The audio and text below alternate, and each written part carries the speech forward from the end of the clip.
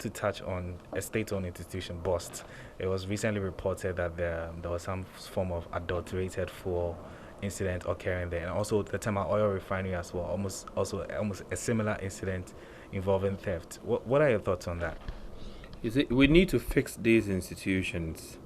It's good they come out now to report some of these shady dealings. But trust me, there's a lot deeper problem with those two institutions that need fixing, institutional problems. Take a look at BOST. The MD has done a good job exposing a certain cartel that is adulterating product. But at the base of this is another cartel who charges these drivers monies to load. So before you get a load, the drivers will tell you, the car owners will tell you, it's presumed that they have to pay money 3,000, 4,000, 5,000, 6,000 per load. If you don't stop that practice, the operator or the driver or the car owner will now be forced to also add other chemicals to boost volume so that they can also get some to recover the monies that you've charged them.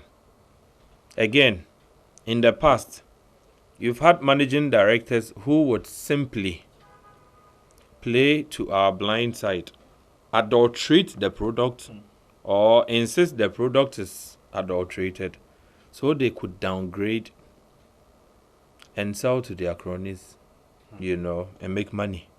So there's all kinds of criminal enterprises that fester within these institutions. Yet you have the BNI, you have the NIB, we call them, Police CID, IOCO. If you put your ears to the ground, just a teeny weeny bit, you would hear so many stories, especially from those from whom those monies are collected. They talk sometimes, yet nothing is done. In the end, we'll go for some poor driver, let me repeat, poor driver, who probably was just to move the product from one point to the other. The NPA is charging Ghanaians for a tracking device.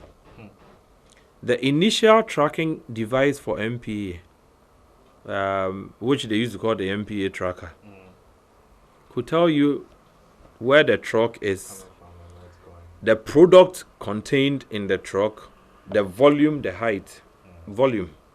You could tell. Then we substituted that good tracking device with what we call telematics. Telematics only tells you the positional, of the vehicle. It gives you where the vehicle is, where it moved from, but you can't tell what is in there. So yes, you can tell that it's in Tema, it's moved to Akosombo, or it stopped here, it didn't stop here. What was put into the chambers, you can't tell. So whilst there's a good solution, we go around the solution and create a problem so that people can benefit.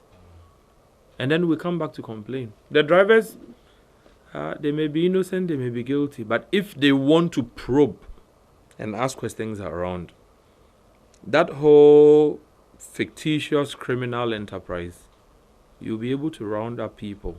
Some will be officials of these entities. Some will be outsiders. So there's a bigger problem. We're just being told, we've arrested drivers and they adulterated. Yet you are charging all of us. Every Ghanaian is paying for tracking. 3 pesos.